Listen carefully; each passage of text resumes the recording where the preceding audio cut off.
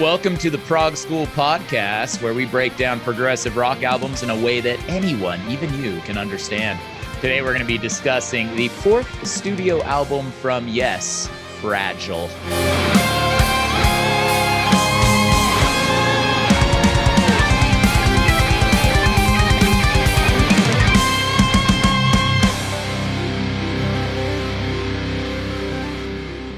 I am Gerald Dalebout. I'm a teacher, and as they say, those who can't play prog metal teach. I think that's a saying.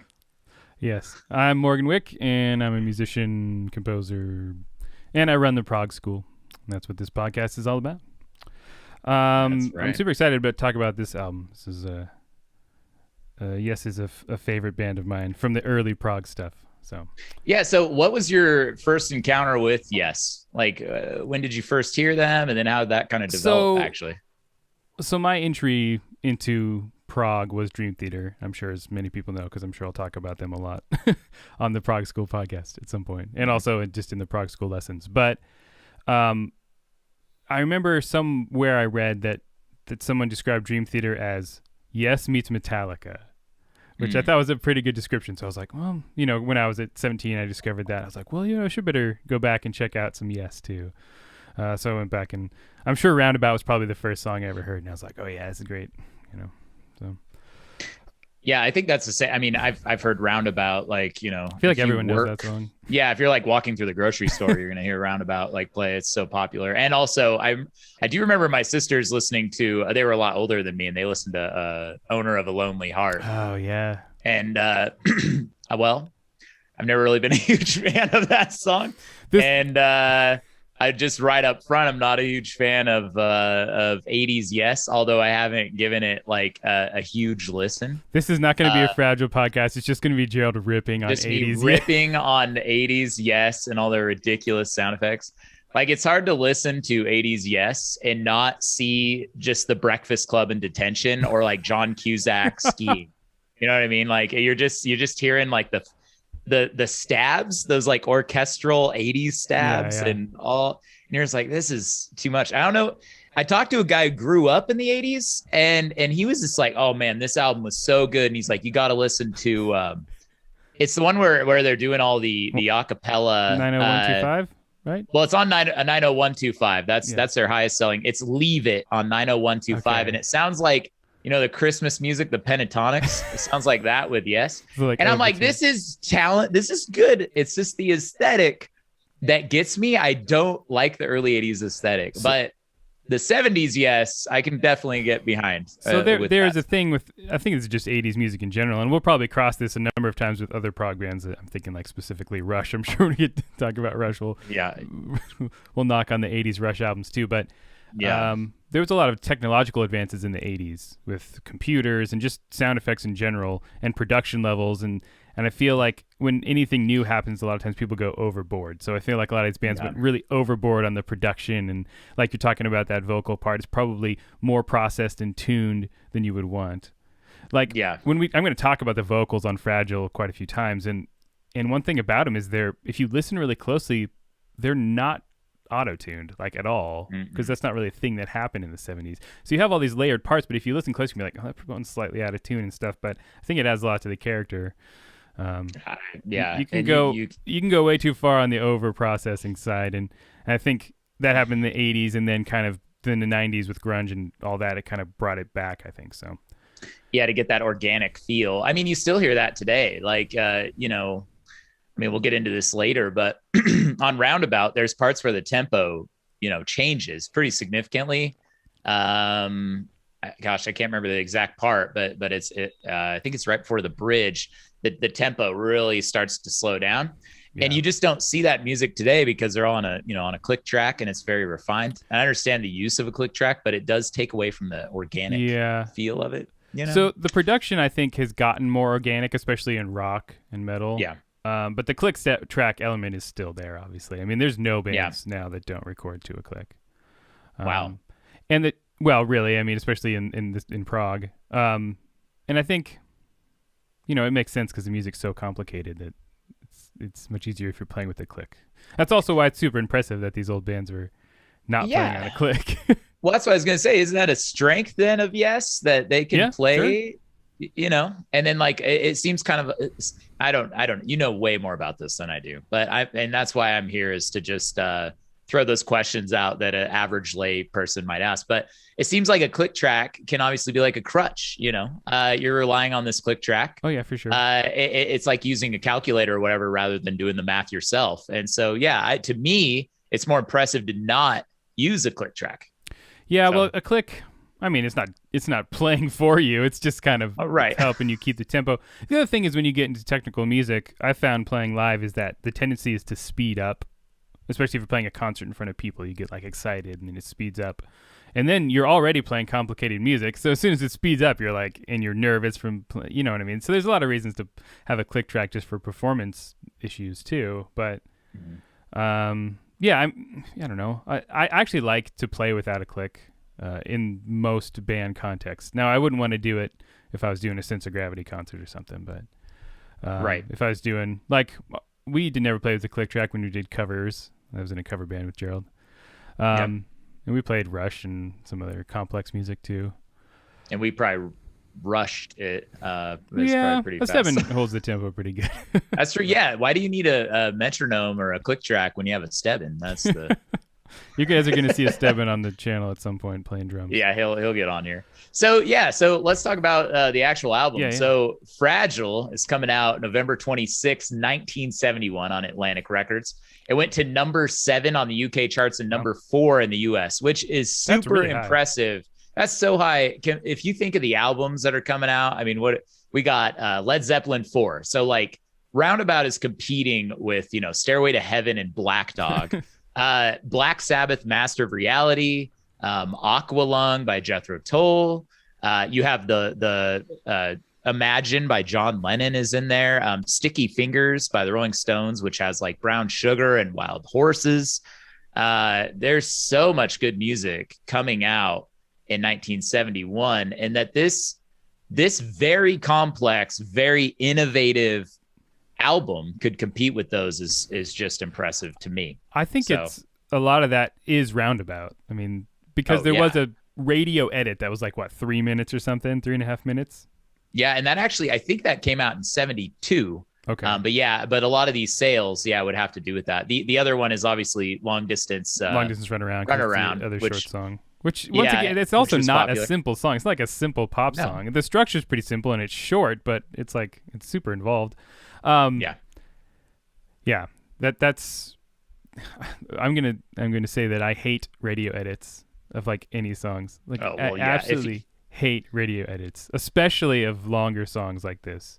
I mean, you're cutting out more than half the song because the song is 8.5 minutes long. You're cutting 5 minutes of it. What are they cutting? How do they cut? Are they cutting 5 minutes out of a song?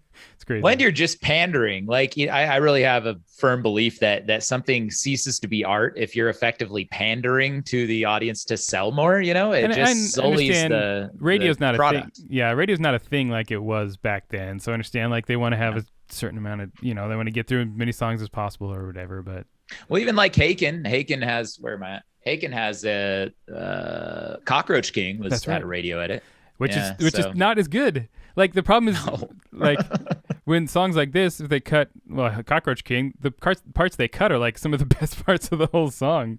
I know, and I don't know why they would choose to do it's. Well, I'm sure we'll talk about the Mountain later, so we can talk about that later. But. Yeah. So despite all that, though, this album's still soaring. It's competing with the best of them.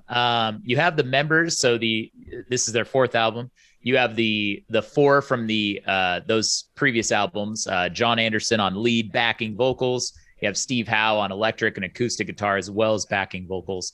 Chris Squire on the bass. He's such a good bass player.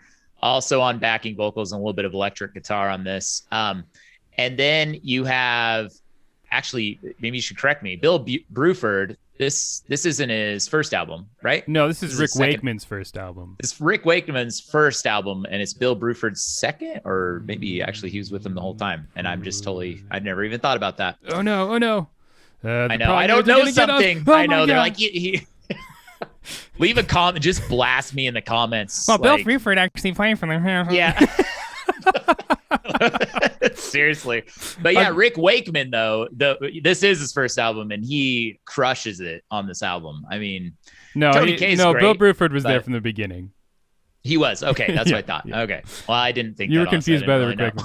Yeah, and the keyboards are a huge part of this album. Well, just Yes in general. Oh, man, yeah. Yeah, there's ridiculous. All the players, every one of these guys is incredible by themselves, too. So, one thing that I think about with keyboard sounds is I almost categorize prog keyboard playing into like two categories. One is like the atmospheric, like textural kind of playing, where it's just lots of pads and it's lots of, I think like Pink Floyd or something like that, I'm sure, which we'll talk about next. But yeah, it's like just kind of filling up space and adding to the atmosphere. And then there's the virtuosic keyboard playing, which is this, where the keyboardist is going along with the guitars and all the bass and all the craziest parts. So yeah, and that's I guess like Tony Kaye, was unwilling to give up his organ, and they're like, we need a keyboard player that can play, a variety of these new instruments coming out, the Mellotron and the mini Moog. Yeah, do you say Moog or Moog? It's Moog. I've heard people say it multiple ways. I've heard people say it many ways. Yeah. Well, there's the prog nerds are going to come after me again. We're just going to make fun of prog nerds on a prog podcast. It's pronounced in the U.S. they pronounce it Moog, but well, that's the thing. Like, I'm going to do that all the time. I'm kind of along for the journey as far as learning. Like, as far as Yes, I mean, I've listened to Yes a little bit, but preparing for this episode, I've listened to Yes more than I ever have in my life, and now appreciate him. Yeah. Well, so it's made me go back and kind of dig into more details than I might normally do too. So. Oh yeah. I mean, yeah, a lot of these tracks I'd never heard. I'm like, oh wow, Yes has a diversity of sound. Speaking of keyboards and especially organ, let's talk about Roundabout because. Yeah, sure. Yeah. So, well, I guess one last thing just to set this up. So their first album, if you listen to it, it's very like it's more straightforward. The bass isn't as crunchy. It does have the distinct vocals and harmonies and stuff. But after they saw King Crimson gig, which we covered in our last episode, they're like, we need to get more technical. They bring Rick Wakeman on board. They were going to do a double album, but because of monetary constraints, they decided to just do one track. And then how they structured this album is they effectively have 4 tracks that are the whole band working together, and then 5 tracks where each individual person sort of showcases their talent. And so this was apparently Bill Bruford's idea, who wanted to have individual tracks and each person like composes it. And so we open up with Roundabout. There we go. I brought it in. There you go. I was mentioning the organ because this song has like one of maybe the most famous like rock organ solo of all time, like towards the like middle end section, that really long B3 kind of organ solo, which is awesome. Yeah. And Wakeman is all over the place in this song. Like even in the chorus, there's that like the 16th note arpeggio, like that is going like over the vocals. It's crazy. But this is an interesting song. We talked about it. Like there's a radio edit, and obviously this is their most popular song. You hear it in a grocery store or whatever. Yeah. But this song is 8.5 minutes long, and it's really complex, and it goes all over the place. So it is surprising that it became like a hit in any way. Yeah, seriously. It's also just right off the bat, all of them showcasing their specific talents, like not even from a mixing perspective. Like you have that reverse keyboard at the beginning. You get this really legit crunchy bass line on Chris Squire's Rickenbacker. That's just, his tone is amazing, and obviously goes on to inspire, Geddy Lee. And you can watch it when Yes is inducted into Rock and Roll Hall of Fame. You can see Geddy Lee cover this song with Yes, which is awesome. I don't think I've seen that. I should watch that. You really should. Yeah, it's really good. It's that bass line in the verse. It's absolutely ridiculous if you listen to it. It's like all over the place. It's crazy. Well, that's the thing. I listened to their, Yes songs, the previous album. Or is it the Yes album? Now I'm saying it wrong. Gosh, Prog Nerds are coming after Yes songs is later. Yeah, Yes songs are their live album. But his tone is much more standard on that album. And this, he really kicks it up where it almost plays like a metal or like a rhythm guitar. It's very aggressive. It's kind of how he's, and I watched a video on how he gets that tone, And it's basically he has like a pick and his thumb are like hitting the string at the same time, and it gives this sort of organic feel, but simultaneously it gives that crunch of the pick. And so playing bass with a pick is much more common in heavier music. Like any of your more extreme like metal bands and newer metal bands and stuff, they're a lot of times using a pick on a bass because it just kind of gives you a lot more of an aggressive sound and mixing with the guitar. So that's a cool like combination of pick and fingers, right?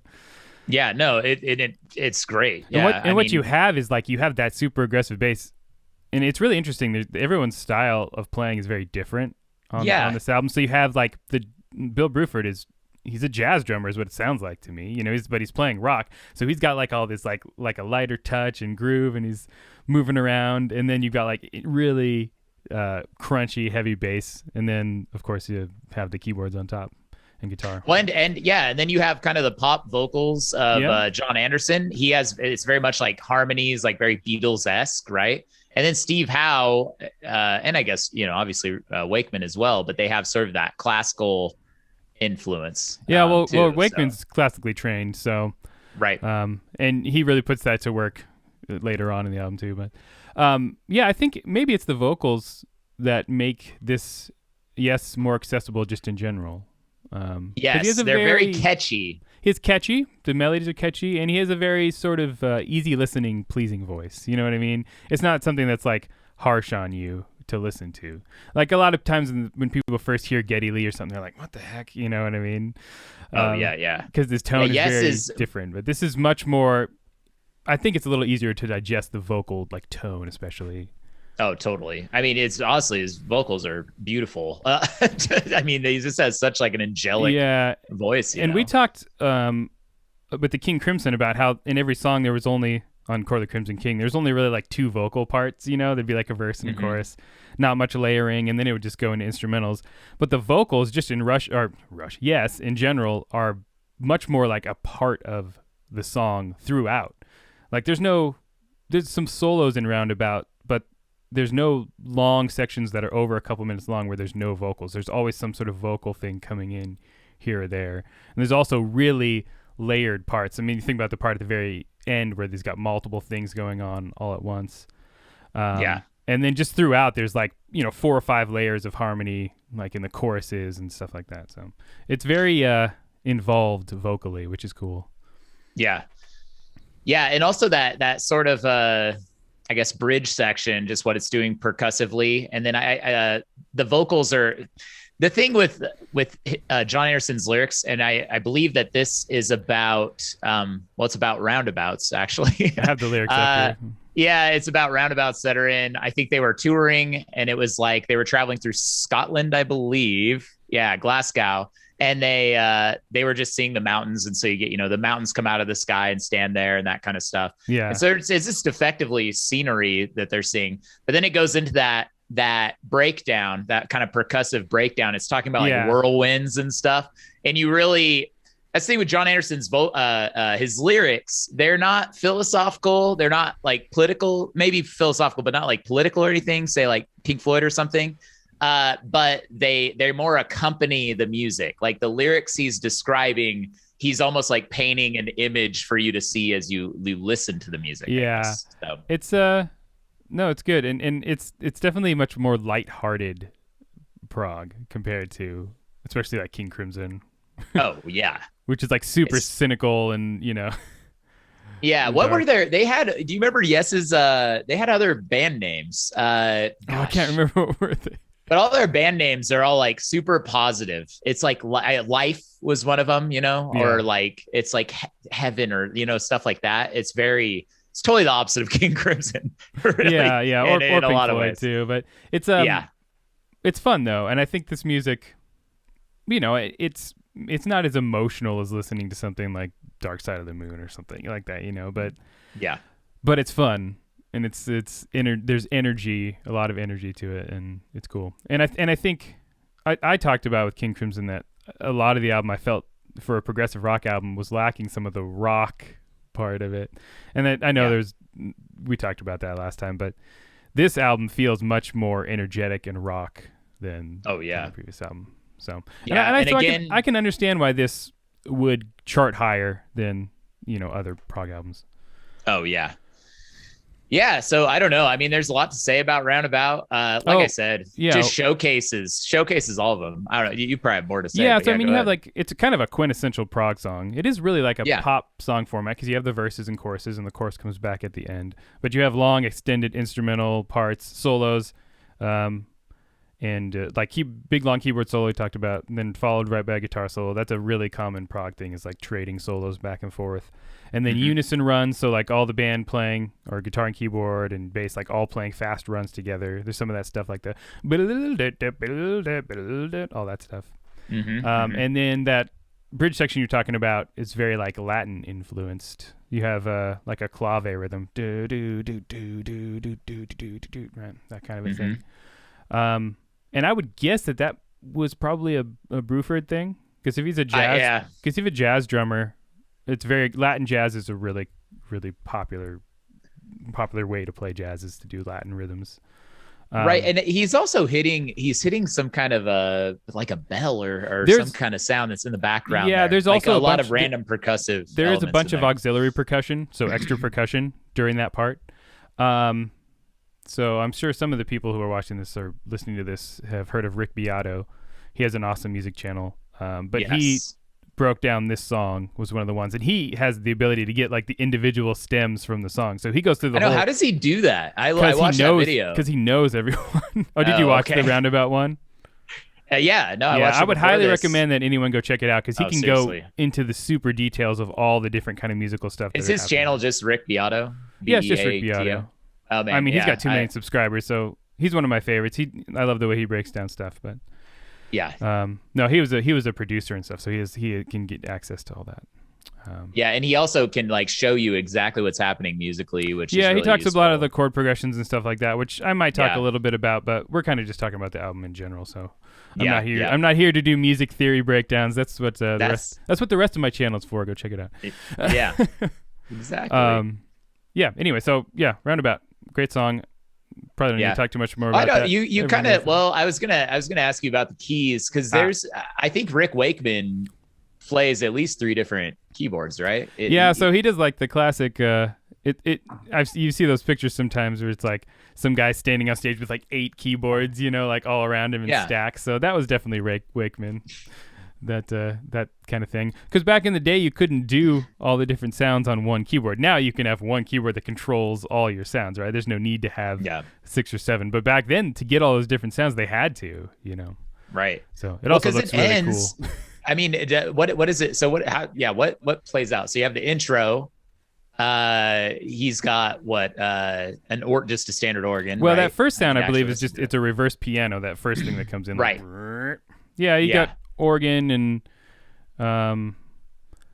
there's some piano, and there's different kind of synths, and there's mellotrons, and I don't remember exactly all the keyboard sounds on that one. Well, the mellotron is at that at the very end chorus, I guess, right? And it plays the mellotron in the background, and then there's even those little fills that have the mini moog. Yes. Yeah, so it's just, that's the thing. This song is their second most listened to song, apparently, next to Owner of a Lonely Heart, which is a tragedy. When I looked it up on Apple Music, which is what I stream with, Roundabout pops up first as the first song. Spotify. So I'm curious. It's either first or second. Second is the Owner of a Lonely Heart. That's awesome. So Owner of a Lonely Heart on Spotify is 123 million, and Roundabout's only 73 million. Yeah, well, there you go. That's really sad. It's sad. People, stop listening to 80s Yes. I know, seriously. Well, even some of the 80s Yes is okay, but that Owner of a Lonely Heart is this. Anyway, it was probably part of a movie or something, right? I don't know. It's probably Breakfast Club or a John Cusack skiing movie or something like that. Like I can see somebody jumping in the air and it freeze frames and it plays Owner of a Lonely Heart. You know what I mean? Like, Owner of a Lonely Heart as he jumps. Anyway. Yeah. Cool. Yeah. So speaking of Wakeman, so then we go into the second track, and that's Cans and Brahms. And that is Wakeman showcasing, but he had a solo contract with A&M, so he wasn't allowed to write any music for this album, which is I don't know. That's just weird to me. So he just played a piece by Johann Brahms. Brahms' Fourth Symphony, or like an excerpt from it. So he just took some open source music and played it. He's like, all right, cool. I guess I can show off my abilities. It's really cool. We'll see this in other bands too, is to literally just take like classical pieces and just put them into with different instrumentation or in a rock band format.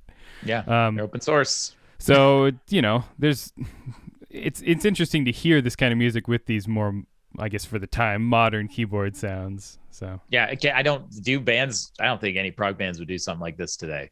Right? What, just take an excerpt from it? I mean, they might like tease something, in a song, but I can't imagine taking a whole song and be like, you know what, let's just play some Johann Brahms right now. Well, I'm sure we'll talk about Symphony X at some point because we're both big Symphony X fans. But there are a number of Symphony X songs. There's probably 10 or 12 that have like just full classical excerpts from stuff. Oh, okay. Like completely just ripped right from the and it fits well into their style. So there are definitely other bands that do it.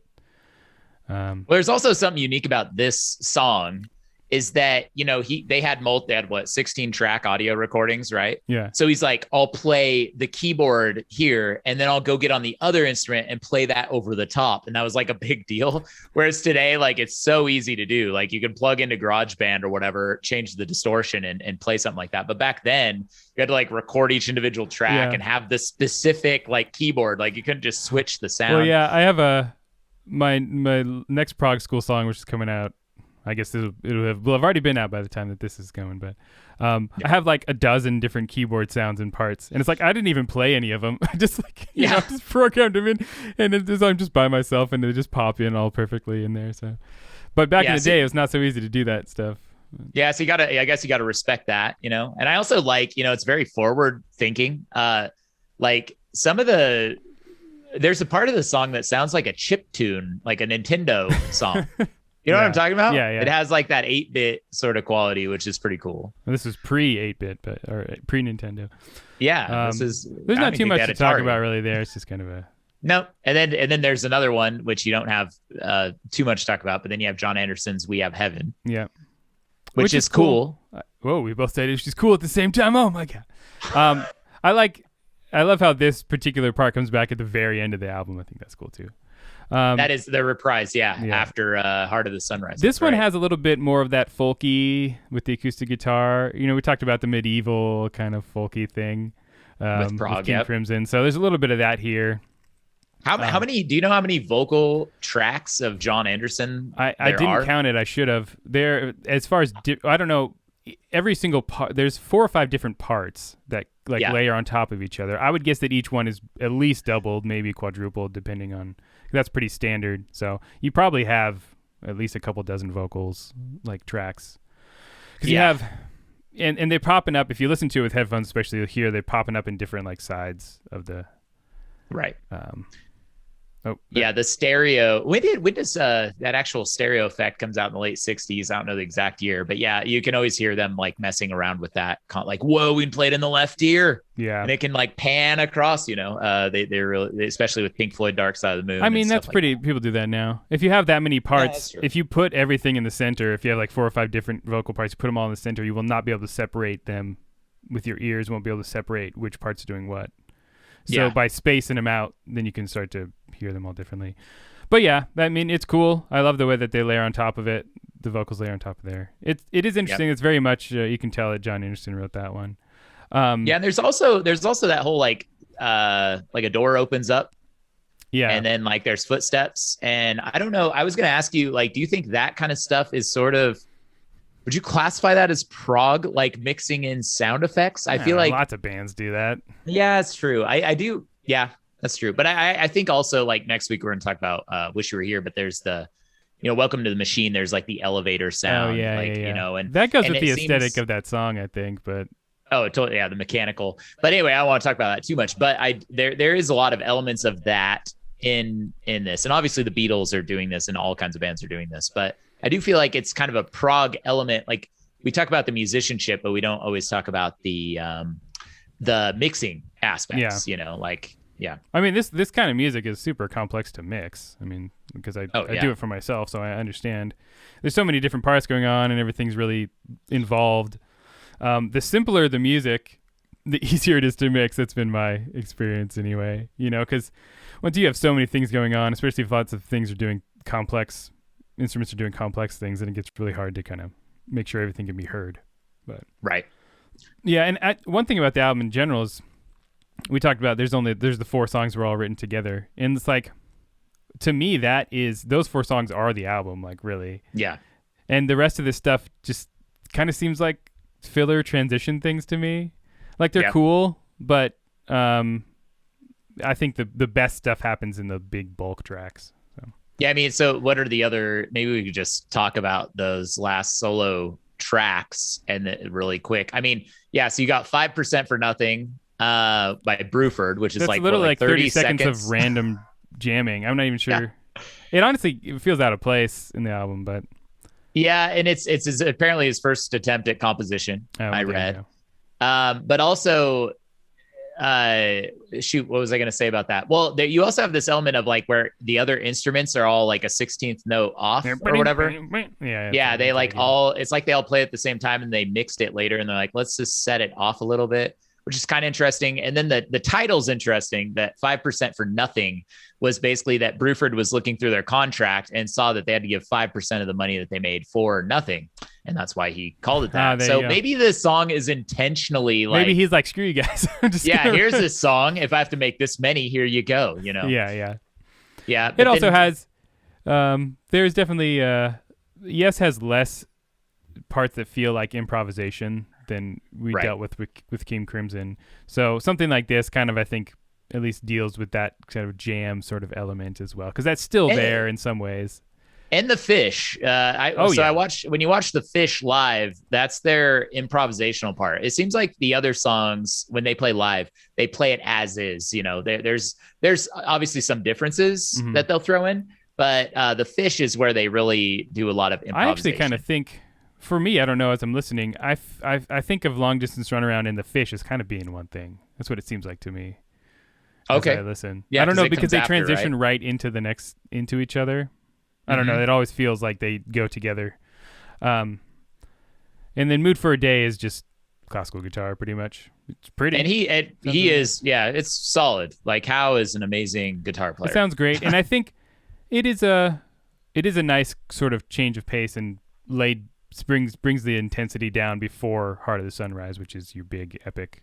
And that's pretty common in prog albums. If there's a really big, long song, a lot of times either right before it or right after it, depending on where that happens to be in the album, the band will do something much simpler. So you kind of like gets you ready, you know what I mean, instead of just throwing things at you the entire time. So is there anything, I guess, interesting from your perspective that he's doing on guitar? I guess is like guitar is kind of your bread and butter. So I'm just wondering. I actually have a classical guitar degree, so I should be able to talk about this more. Yeah, I feel like you should. You have some authority on this. No, subject. I mean, it's really nice. The melodies are great, and he's playing it super well, and the song it's well composed. So, and it very much feels like a classical guitar piece to me.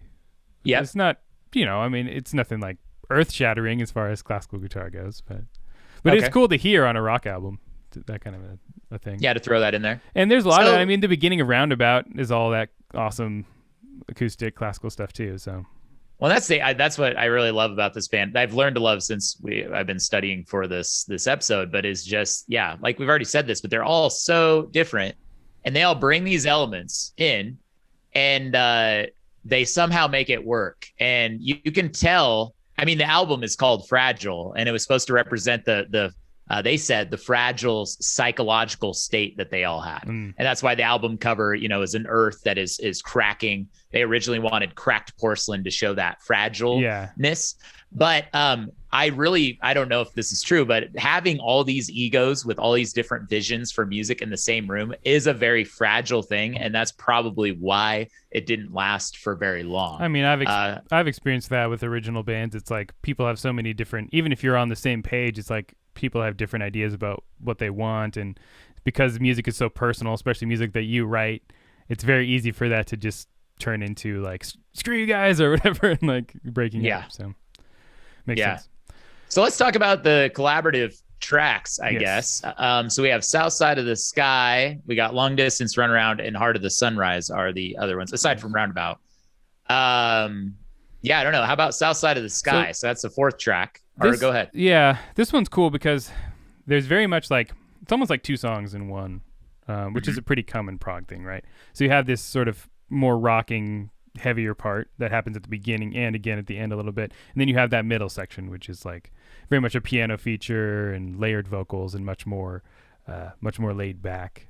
So it's kind of cool. Like, that's pretty common. You might have two very different sort of things. Almost feels like two different songs kind of put into one, Yeah, and I guess the idea behind this song is it's about these dudes who climb a mountain and they die at the top. Yeah, okay. And once I learned that and then listened to it, I was like, oh, this is like creating a visual or a sort of a soundscape. Yeah. And then I could see the people climbing, and then I understood, like, okay, they have that sound effect of sort of a wind.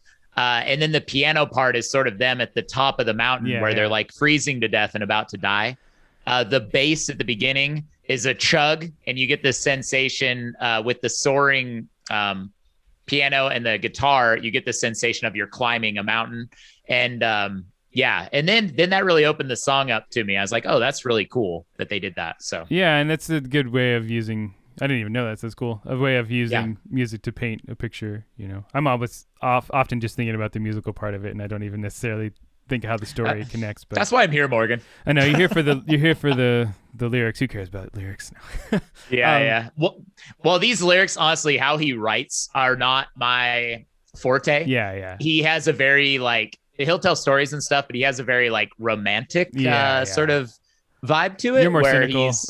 I like cynical, anti-establishment lyrics, and that doesn't show up in Yes. No. But I still can appreciate it. He's painting a picture here with this. The band's called Yes, not No. So I know we should start a band called No, and it just makes all of it depressing and metal. We take the same songs, but we make the lyrics just really depressing. That's a good idea. They're like a car crash on the roundabout. Yeah. Although I guess dying on a mountain is kind of depressing. Kind of, yeah.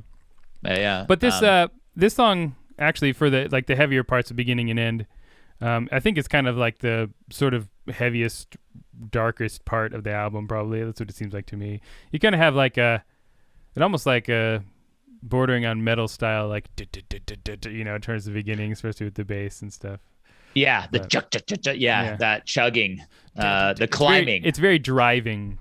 Yes, it's cool, and there's some really cool things in here. Like the keyboards are doubling some of the riffs, like all that stuff. Yeah, which is cool. And then the verse is in E, the key of E, and then the chorus is in F sharp, which is I always call that the Metallica key change. Like in Enter Sandman, Phrygian, right? Yeah. No, in Enter Sandman, like the verse we played that. The verse is in E, so you're playing an E, and then the chorus you're playing an F sharp. Right. So you move up one whole step. That's I always call it. Oh, sorry, F sharp. Not I said Phrygian. You said F sharp. Okay, yeah. It's like the Metallica key change. But I thought that was interesting because I heard that here. I was like, oh, okay, there you go. That's where Metallica stole that from. There you go. Yeah, they totally ripped it off. No, I doubt it. Yeah.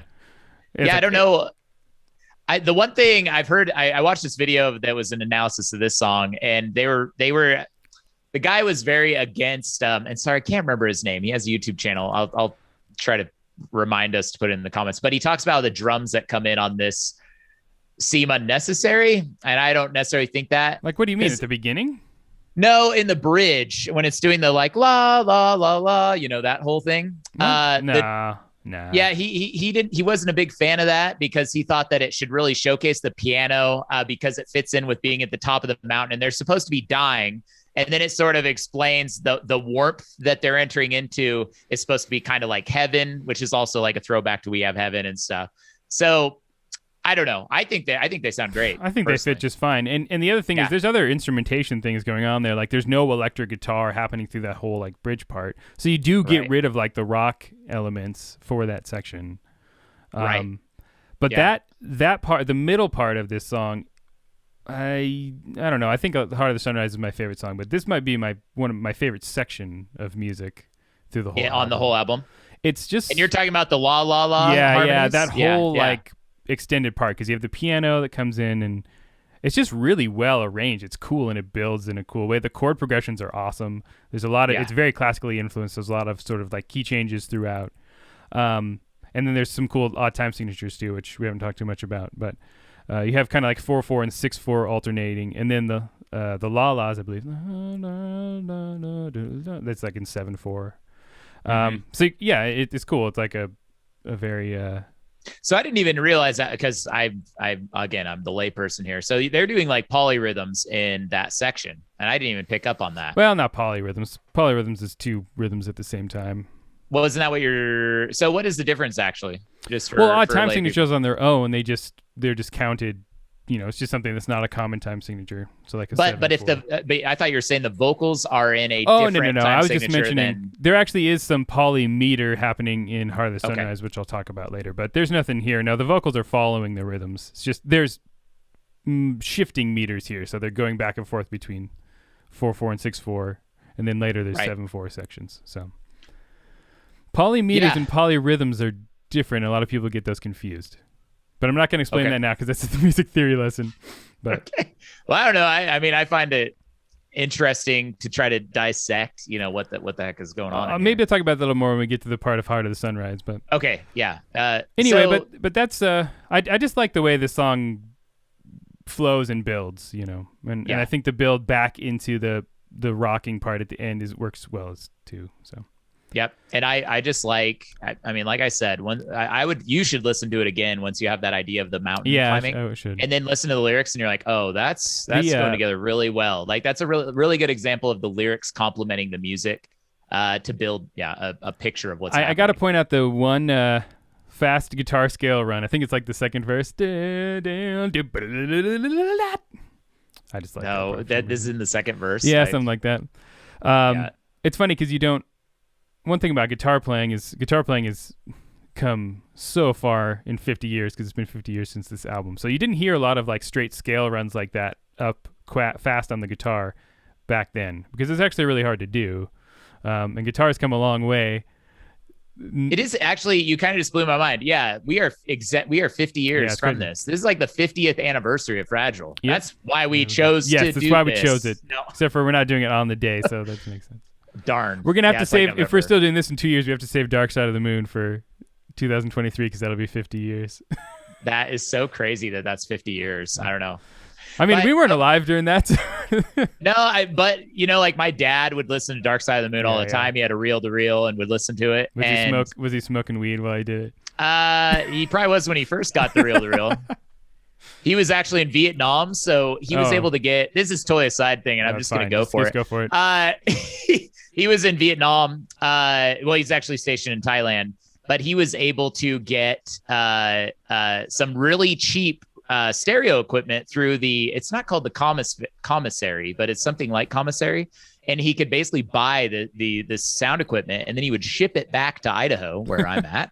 And so when he got back from Vietnam, he had all this amazing sound equipment. So he had a reel-to-reel player. I remember he had this big stereo system with the big, huge speakers. So I grew up where he would put on a reel-to-reel and it would play, I don't think he listened to Yes a lot, but I know he had Roundabout and he'd make these like mix tapes, but it was on a reel-to-reel. And if you don't know, a reel-to-reel is effectively a giant cassette. It's like a cassette that's about like 3 by 2 feet.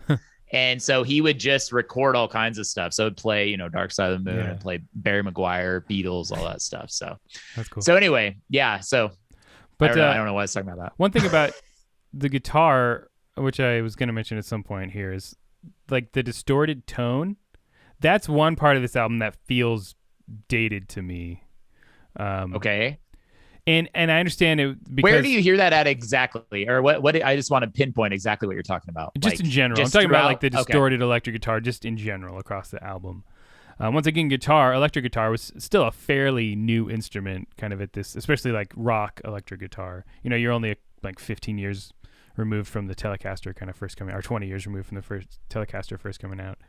Right. And like distortion circuits it's not the same way it is. It just sounds thin to me in a lot of ways. And that's because I'm used to modern like rock and metal guitar tones where everything's super beefy and you usually record two rhythm guitars left and right in their hard pan, and it's like really full.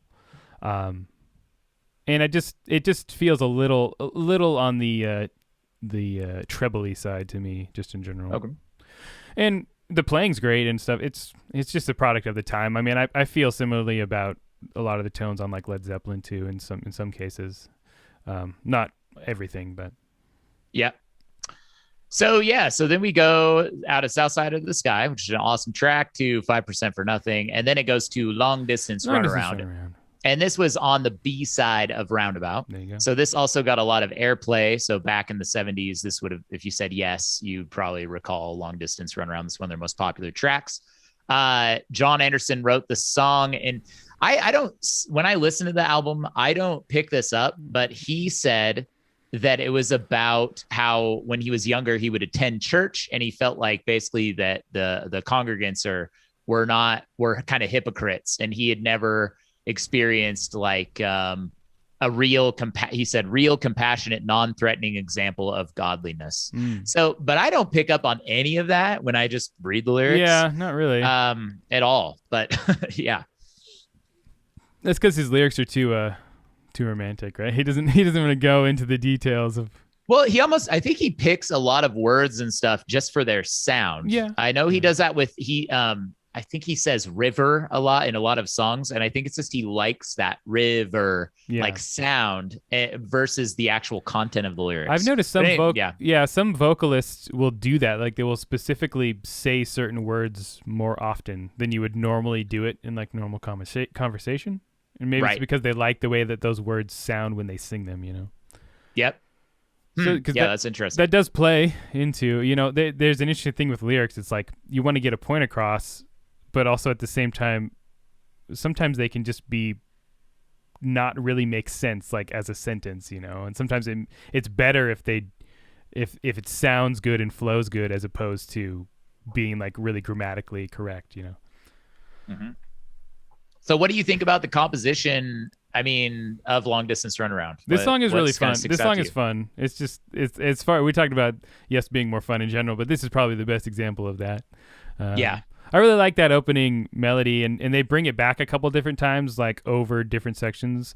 It kind of comes back over the vocals later. The bass at the beginning of this is absolutely ridiculous. Like I never really noticed it before, but like when the bass first kicks in, it's just crazy. It's going all over the place. Yeah, because it's following. Does it accompany the guitar? No, it doesn't. It's it's catching some of it, I think, but it's doing like a lot of straight 16th notes, kind of. Right. Yeah, I mean, I like this song. It's not my favorite, but I definitely appreciate it. Yeah, I mean, it's a little more of an accessible song, you know, in the way that it's all in 4/4, and there's some really cool rhythms and things that are happening, but you know, it's not like the most earth-shattering thing from a technical perspective. But right. I did notice, like in the verses, especially, you get these like piano going beep beep beep beep, like doing quarter note kind of stab. Right. It kind of sounds. I was going to say that always reminds me like reggae. Yeah. I don't know what you think of that, but it's not exactly. For some reason, I always think of like the Beatles when I hear like piano just chugging away on like quarter notes. Someone back there. My baby is trying to break into my room. Oh, there you go. See, I'm downstairs away from my kids, so they can't get in. That's where I am too. And he found me. He found me. But yeah, long distance runaround. So when I get on Spotify and I look at their top 10, this one's up on the top songs. Too. Yeah, this is number 7 as far as listens go. I'm curious what the other ones are. Just you're talking about it. Well, in Spotify, yeah, your top is Owner of a Lonely Heart, then Roundabout. Then I've Seen All Good People, and that's off their the album before this one, I believe. That's a popular one too, yeah. Love Will Find a Way. Oh my gosh. Love Will Find a Way off the big album. That is what plays during the Breakfast Club. Like, that is the most 80s song ever. Sweetness, which is older than Fragile, is next. Changes, which is off the 910. Shoot, what are the numbers? 90125. 90210. So 90210. and so the songs that are ranked the highest that are off of this album are Roundabout, Long Distance, Runaround, and Heart of the Sunrise. Okay. So that makes sense. Yeah. Those are like the three big ones. Yeah. That's funny. I mean, I figured some more of the 80s stuff would be on there. Now I'll have to listen to that song. I'm going to just put that over a video of the Breakfast Club. And then You seriously could. Yeah. No, go back, listen to Level Find a Way. And it just sounds like a John Hughes movie. In fact, I'd be surprised if it's not in a John Hughes movie. To be It's probably written for a John Hughes movie. I'm going to look it up. I want to see if it is. So I don't know. Is there anything else? That's a pretty short song. No, it's a short song. But... It's fun. I enjoy it. It's a good lighthearted listen. So now we can finally get to what you've been really waiting to talk about, and that is the heart of the sunrise. Did we have anything else to say about the fish? We didn't really talk about it too much. I mean, the fish is awesome, and when you watch it live, it's super impressive. I'm not going to try to pronounce that Latin. What is it? Chandelaria Prey. I don't even have it in front of me, but it just means fish in Latin, basically.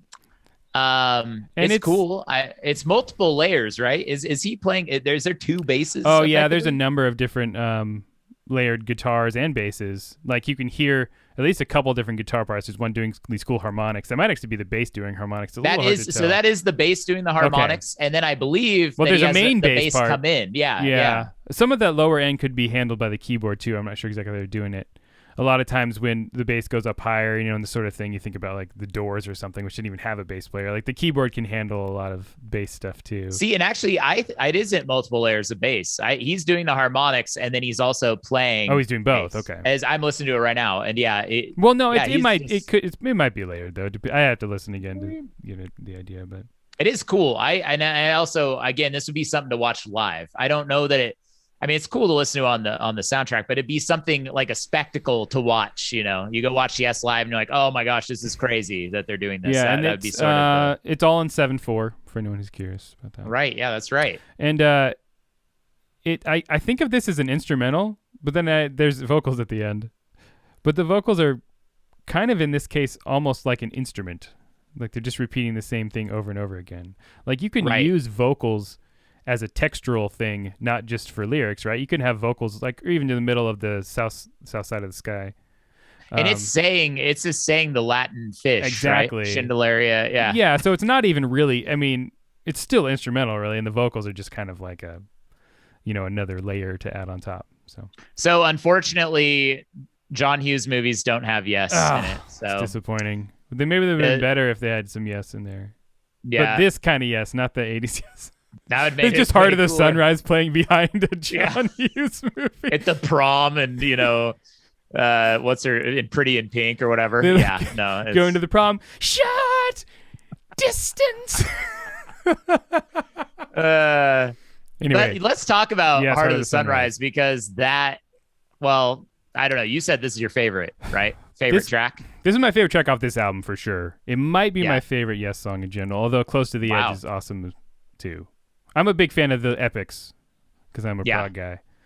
I just feel like there's so many different things you can do with a long song. But Close to the Edge is awesome too. So it doesn't. I don't. Maybe you could explain. I know that you don't necessarily want to explain musical theory, but I believe this has recapitulation where they they play the same melody throughout different parts of the song. Is that what? It happens all over the place. So what they have is these melodic and rhythmic motifs, what we call them, which is just like small bits of musical information, and like right off the bat. So this thing happens at the beginning. It's in 6/4, but it's the 16th note round of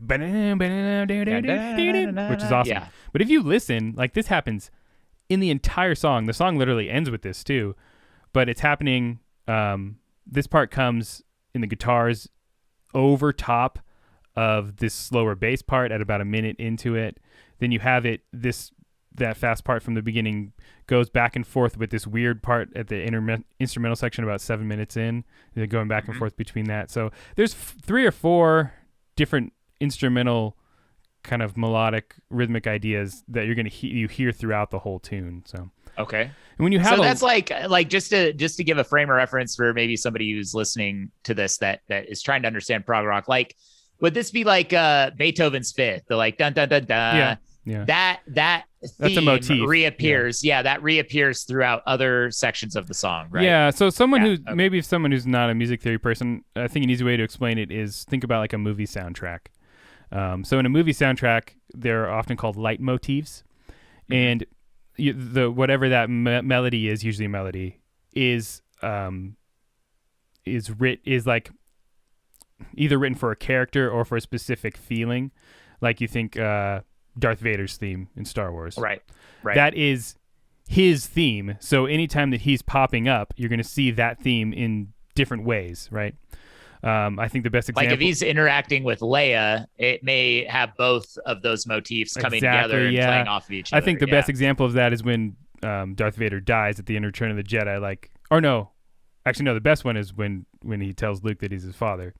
And then you hear the Darth Vader theme, but it's all sad and melancholy, as opposed to like mean and triumphant like it is earlier on. So that's kind of the example, and that kind of stuff happens in prog all the time. So you have a couple different melodic ideas or rhythmic ideas, whatever it happens to be, and especially in a longer song like this, which is really like a big story, you're just going to bring back those things every once in a while just to connect the song together, because you're not going to have a typical song structure like a pop song would have, where you're going to get the chorus repeating back and forth, which is going to, because the chorus is typically tying everything together if you're listening to a pop song.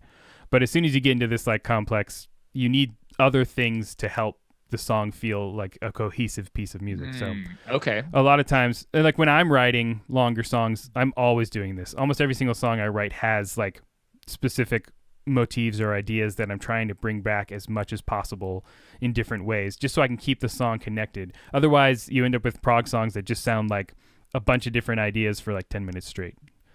Right. So what's happening? I know that this song has some weird stuff rhythmically going on. I mean, you have that initial part, that boom. Yeah, so that's what I was going to talk about, what I just mentioned earlier.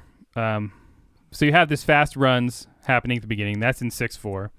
And then this slower part with the bass that's all moody, that's in 4/4. But then the guitar brings back that original 6/4 part over top of the 4/4. And okay, so this is happening at about like 3-ish minutes. That's like the song? 2-ish minutes in. And that's polymeter. So polymeter meaning more than 1 meter. So you have instruments playing different meters at the same time. And this one isn't particularly complex, because 6/4 and 4/4, they line up with each other after 3 measures if you do the math. But 3 measures of 4/4. Okay. Because if you it's all about math. So if you think about how 6 divides into 4, so if you do 6 twice, you get 12, and if you do 4 3 times, you get 12. Right. So 2 measures of the 6 or 3 measures of the 4, that's where they're going to line back up. So do you know, like, have bands, I don't know, obviously in classical music they've done this before, but had bands been doing this in rock before this album? Oh yeah, probably in a few places, but it became more and more common as it goes forward. We'll see this more often. Okay. I mentioned Symphony X again, but there's a few parts. There's one Symphony X song where it's literally like 6 different instruments, and they're all in different time signatures. And right, and like Porcupine Tree does this also quite a bit. Well, I mean, lots of prog bands do this. Yeah, okay. That's kind of what's happening there. And it's cool. And more than anything else, it brings back that original sort of fast melody part over the top. It's just another idea of connecting these parts together, right? Yeah. So and then there's this like transition part is what I call it. The right. That whole part. Yeah. That happens a number of times, and that is usually used to move to a new section. Like that moves into the first vocal part, that moves back to this original kind of intro faster part. So it's all those little kind of things that they're adding in that are adding up to the whole, and one thing another thing is the vocals don't kick in for almost 4 minutes. It's like 4 minutes of instrumental, which is another really common thing for a long prog song, is just to have instrumentals for a super long. Right, and that's like in a 3/4 time signature too. 6. Yeah, you can count it as 3/4 or 6/4, 1, 6, 2, okay. 3, 4, 5, Yeah. Okay. That's the thing. The song is just epic, and it's so beyond anything that is like pop related at all. Like it's not something that would make the charts. It's not something that would get radio play, but it still is one of their most popular songs. Yeah. And it just has some really epic qualities to it. It definitely is kind of to me, it's a preview of Close to the Edge, like the epicness of that album. You kind of get a taste. They probably had fun writing this one and thought, hey, we should go even further on the next one. That's the impression that I get. Yeah. When you listen to it live, I listened to a few live recordings. You can tell that there's some struggles to play this song, especially in their early live recordings. Like I heard a lot of mistakes, I guess, when they're playing. Not a lot, but a few, because this is hard to play, especially like you said, without a metronome or anything. This would be really, especially that kind of crazy part. This is probably the most insane part of the whole album, especially from a playing perspective. At about 7 minutes in, and all that stuff. And you're going back and forth between that and the fast intro part, and then there's these vocal parts that alternate with like a part that's in 9/4. There's just all kinds of stuff happening. That part, and that's the Moog thing. That's like that whole thing. Yeah. Okay. Yeah. And that part there at 7 minutes on for the next couple minutes after that it's really just a bunch of these different ideas from earlier, but they're just like put back to back in different arrangements and orders. So it's like you're going to do this one for 2 bars, and then back to this one for 3 bars, and this one for, I didn't chart it out exactly, but that's what it feels like to me. It's just like, and that's very much a kind of quintessential over the top prog instrumental thing, is just to like the wanking. Yes. This is like a look what we can do. Yeah. It's like some of those Dream Theater songs. They just like heard this and they're like, well, let's just do this, but make it like 1,000 times more crazy. You know what I mean? Yeah. Like that's the impression I get. But I can hear all of that stuff kind of coming from this, as this is like a starting point for that. And just the epic nature of it in general. So that's a very common thing in prog.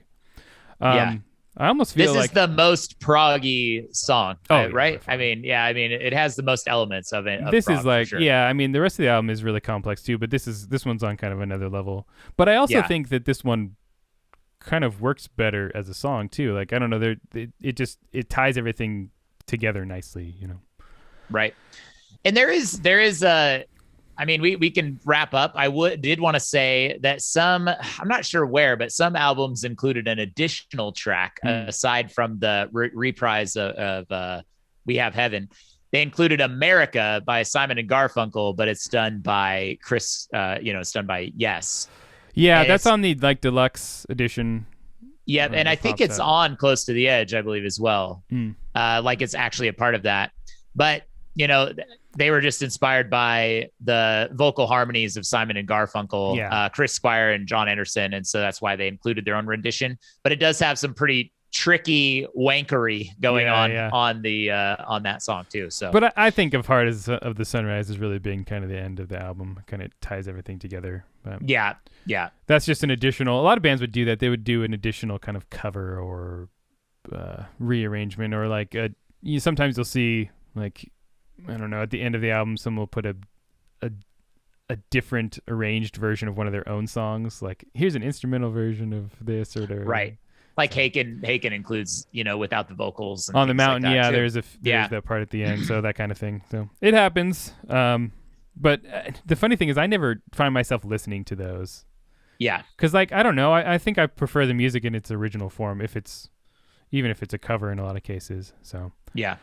Like when it gets to America, like on the deluxe version I've been listening to, I just stop it because I don't really care. Well, I mean, I kind of skip through to the main core tracks on this. I skip Cans and Brahms a little bit. Yeah, if I'm listening, or We Have Heaven. I kind of just go for the good as stuff. I mentioned, it feels songs. Yeah, as I mentioned, it feels like some of those feel like filler. Particularly Cans and Brahms and 5% for Nothing. I think the other, and maybe even Mood for a Day. I think the other ones kind of fit in more. But like The Fish is cool. I don't think I would skip that one when listening to it. I agree, actually. I do think the album works as a whole, though, even with these extra kind of filler songs. Yeah. So, I mean, I guess, what do you think? So what's your favorite song? Is it It's Heart of the Sunrise? Yeah, definitely Heart of the Sunrise. Okay. Followed closely by South Side of the Sky, I think. Okay, that's interesting. So actually, my favorite song now is Roundabout on this album.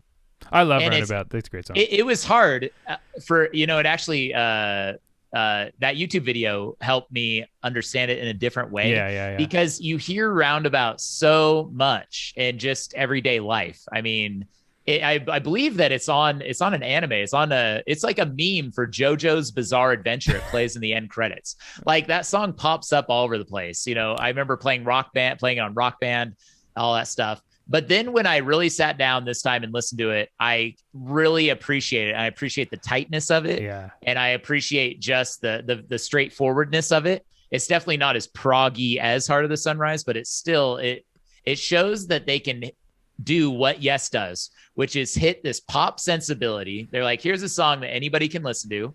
Also, we're awesome, Yeah. That's hard to do. So it is hard to do. I don't know, King Crimson, even though, 21st Century Schizoid Man is a fairly popular song, it definitely is not like Roundabout status, Yeah, as far as like popular songs from this era that were accessible but also complex, I mean, Roundabout's probably at the top of the list or up close. I think so. Or, Tom Sawyer, it's definitely. But Tom Sawyer's not as complex as Roundabout. Like, I think in its length and instrumentation, Tom Sawyer's a shorter song. That's cool, though. I mean, the thing is, Roundabout's awesome. It's one of my favorites off this album and one of my favorite Yes songs. I think it's easy, especially if you're kind of a proggy snob person. It's easy to just dismiss the popular songs. You know what I mean? It'd be like a real Rush fan would never be like, "Well, Tom Sawyer's my favorite song." Yeah. You know what I mean? They'd be like, but the YYZ truth is, or, something. It's awesome. Roundabout's awesome, and just because it's their most popular song doesn't mean that it's bad. Yeah, that's the thing. Like, I had to get over that idea of it being popular to be exactly. like, wait, this song is awesome. Yeah, like in your head, you're like, oh, I don't want to. And people do that with bands too. It's like, and it's, especially I play bass. Like, there's always people like, oh, can you play Roundabout by Chris Squire? It's like almost at a Seinfeld level for a bass player. Yeah, like, can you play Seinfeld? You know what I mean?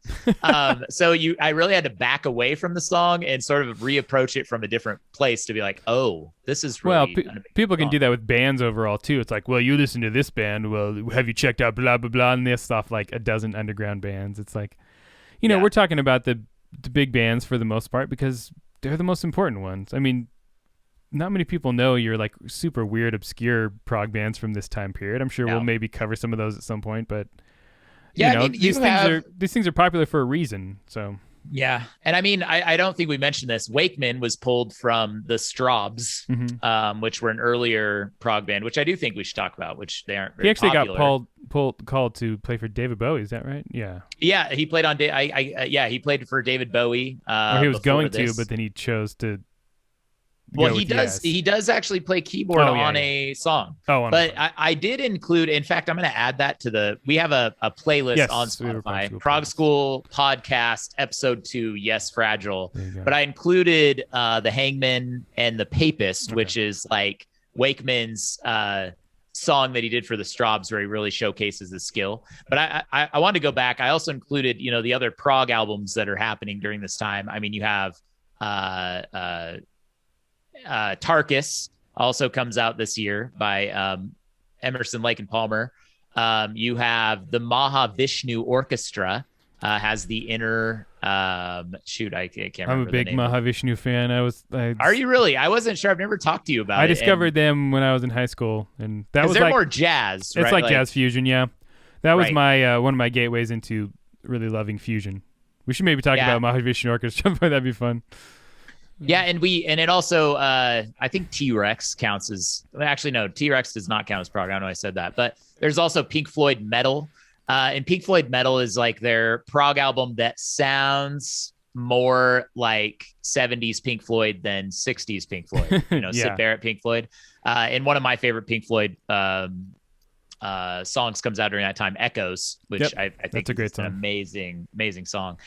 So that's kind of what you have going on, I guess, during this time when this album releases. But, people are not going to, the general public is not going to be able to quote any of those songs from those albums. Yeah.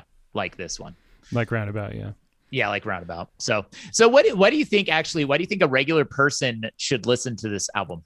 I'm kind of curious what you like. What they should listen? What songs?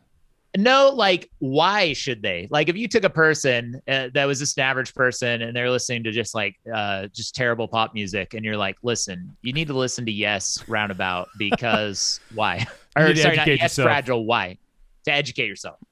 Well, I mean, I this might be an album I'd give someone like that because it's a little more maybe upfront accessible, and I would choose certain songs like Roundabout or Long Distance Runaround. I wouldn't start them with Heart of the Sunrise probably. Yeah, it would be like, what is this? Well, yeah, just because there's no vocals. People who aren't maybe that educated about music, they're typically just listening for vocals, and that's another reason why I would choose something like Roundabout, because it is very vocal heavy. Right. But I would just recommend, if someone was listening first time, just say, hey, listen to like the different layers of what's going on here. Try to like listen to how many different vocal parts are happening. Some of the like different styles of music, the Latin rhythms and stuff that they're bringing in. All that kind of stuff. It's tricky. I mean, to get this probably wouldn't be my first thing that I would have someone listen to if they want to get into prog. Well, it kind of depends on the person and what other styles of music they listen to, but yeah, you kind of got to find a gateway for yeah, it, I mean, if someone was into, like, if it was someone who was into 70s rock and stuff and like music from this time period, then yeah, this would probably be something I would recommend to them. But if someone who's used to like modern sensibilities, I probably would start with something a little more modern and different, and not something that's 50 years old. Yeah. Well, okay, I think we've covered everything about this album. Nice. Overall, amazing album. I'm really glad that I got to kind of explore Yes and study Yes and learn to appreciate them in a new way. So yeah, it's good, and this is a very important band and album for a lot of the stuff we're going to talk about later. So it's good to cover it early on. Yeah. Next episode we've got Pink Floyd's "Wish You Were Here," which we are both I'm super stoked. Yep, because I've listened to that since I was a little kid, so I'm very excited for that. I just want to thank everybody for listening. We're just getting started here. This is our second episode, and I actually at this point we haven't released them yet, and I'm really excited just to see where this goes. Yeah, it should be fun. Where can people find you, Morgan? Yes. What else are you doing? Well, my main thing is the Prog School, which is on YouTube. You can just search the Prog School. I'm sure we'll have all the links below and all that. But I'm writing original music and releasing it every single month with big masterclass lessons that go along with that. Analysis videos, guitar lessons, backing tracks. I do live streams every couple of weeks. All kinds of stuff. If you want to learn from a musical perspective how to understand prog and how to write it and some of the things that I do to approach this kind of music, then go check it out, because I'm doing a lot of stuff and I'm putting a lot of work into it. So yeah, you are, for sure. And you can find me on Facebook. It's as the Prog School. On Instagram, I'm just morganwickmusic. And that's your email, morganwickmusic at gmail.com. No, don't spam me with emails. I'm just checking. I have my email in all of my video descriptions, so I don't care. Okay. But yeah, and I have original music on all your streaming services, and that's just under Morgan Wick. Even the Prog School stuff is under Morgan Wick. So, and I did the album art for that. He did the album art for my album, The Ascent, which came out a couple of years ago. But I'm doing, as I'm releasing one song a month for the Prog School. Those are all on the streaming services too. So as they pop up, you can pick those up. They're also on my Bandcamp if you want to support me more directly. I get a little bit more money that way. So.